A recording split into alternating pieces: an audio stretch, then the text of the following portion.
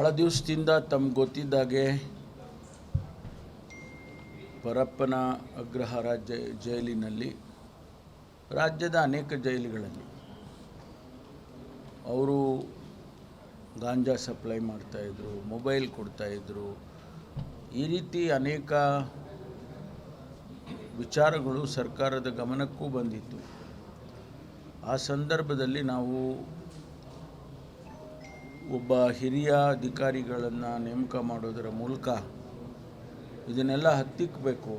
ಯಾಕೆ ಹಿಂಗಾಗ್ತಾ ಇದೆ, ಯಾರು ಇದರಲ್ಲಿ ಶಾಮೀಲಾಗಿದ್ದಾರೆ, ನಮ್ಮವರೇ ಇದರಲ್ಲಿ ಏನಾದರೂ ಶಾಮೀಲಾಗಿದ್ದಾರಾ ಅಂಥೇಳಿ ಮಾನ್ಯ ಅಲೋಕ್ ಕುಮಾರ್ ಅಂತಕ್ಕಂಥವ್ರನ್ನ DG ಆಗಿ ಅವರನ್ನು ನೇಮಕ ಮಾಡಿದ್ದೇವೆ. ಅವರು ಜವಾಬ್ದಾರಿಯನ್ನು ತೆಗೆದುಕೊಂಡ ಮೇಲೆ ಇವತ್ತು ಎಲ್ಲ ಕಾರಾಗೃಹಗಳಲ್ಲಿ ಈ ಒಂದು ವಿಚಾರಗಳು ಹೆಚ್ಚು ಹೆಚ್ಚು ಬೆಳಕಿಗೆ ಬರ್ತಾ ಇದೆ. ಪೊಲೀಸ್ನವರು ಕೂಡ ಆಕಸ್ಮಿಕವಾಗಿ ರೈಡ್ ಮಾಡಿ ಅವರು ಕಂಡುಹಿಡಿತಾ ಇದ್ದಾರೆ. ಒಟ್ಟಾರೆ ಇತ್ತೀಚೆಗೆ ಶುದ್ಧಿ ಮಾಡಬೇಕು ಜೈಲುಗಳನ್ನು, ಇಂಥ ಘಟನೆಗಳು ನಡೀಬಾರ್ದು ಅಂಥೇಳಿ ನಾವು ಅನೇಕ ಕ್ರಮಗಳನ್ನು ತಗೊಂಡಿದ್ದೇವೆ.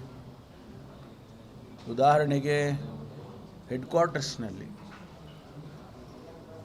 ಏನು DG ಪ್ರಿಸನ್ಸ್ ಹೆಡ್ ಕ್ವಾರ್ಟರ್ಸ್ ಇದೆ, ಆ ಹೆಡ್ ಕ್ವಾರ್ಟರ್ಸ್ನಲ್ಲೇ ಕೂತ್ಕೊಂಡು ರಾಜ್ಯದ ಎಲ್ಲ ಜಿಲ್ಲೆಯ ಮತ್ತು ತಾಲೂಕಿನ ಕಾರಾಗೃಹಗಳನ್ನು ವೀಕ್ಷಣೆ ಮಾಡುವಂಥ ರೀತಿಯಲ್ಲಿ ತಾಂತ್ರಿಕವಾಗಿ ನಾವು CCTVಗಳನ್ನು ಅಳವಡಿಸೋದ್ರ ಮೂಲಕ ಆ CCTVಗಳಲ್ಲಿ ಆರ್ಟಿಫಿಷಿಯಲ್ ಇಂಟೆಲಿಜೆನ್ಸ್ AI ಕ್ಯಾಮರಾಗಳು ಹಾಕಿ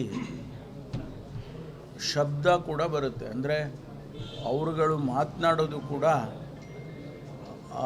ಇಲ್ಲಿ ಹೆಡ್ ಕ್ವಾರ್ಟರ್ಸ್ನಲ್ಲಿ ಕೇಳಿಸುತ್ತೆ.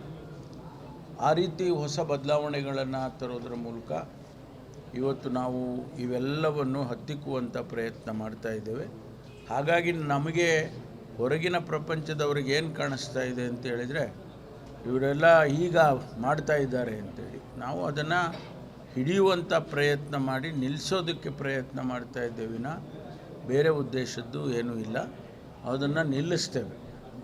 ಯಾವುದೇ ಕಾರಣಕ್ಕೂ ಈ ಒಳಗಿನ ಪ್ರಪಂಚ ಅಂತ ಏನು ಕರಿತೀವಿ ಅದು ಇಂಥದ್ದೆಲ್ಲ ನಿಲ್ಲಬೇಕು.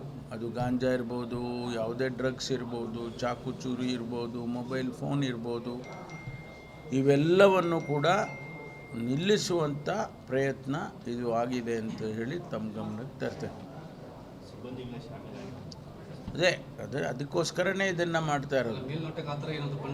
ಸಿಬ್ಬಂದಿಗಳು ಅಲ್ಲೊಬ್ರು ಇಲ್ಲೊಬ್ಬರು ಒಂದು ವೇಳೆ ಅವರು ಸೇರಿದರೆ ಅವರು ಸಿಗ್ತಾರೆ. ಈಗ ಅವ್ರ ಮೇಲೆ ಕಠಿಣವಾದಂಥ ಶಿಸ್ತು ಕ್ರಮವನ್ನು ತೆಗೆದುಕೊಳ್ತೀವಿ. ಕೆಲವು ಸಂದರ್ಭದಲ್ಲಿ ಅವರನ್ನು ವೃತ್ತಿಯಿಂದ ನಿವೃತ್ತಿ ಮಾಡಿ ಕಳಿಸೋವಂಥ ಕೆಲಸನೂ ಕೂಡ ಮಾಡ್ತೀವಿ.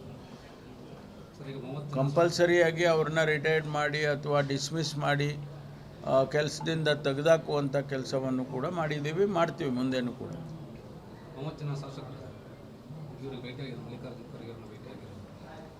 ನಿನ್ನೆನೂ ನಾನು ಪ್ರತಿಕ್ರಿಯೆ ಮಾಡಿದ್ದೀನಿ.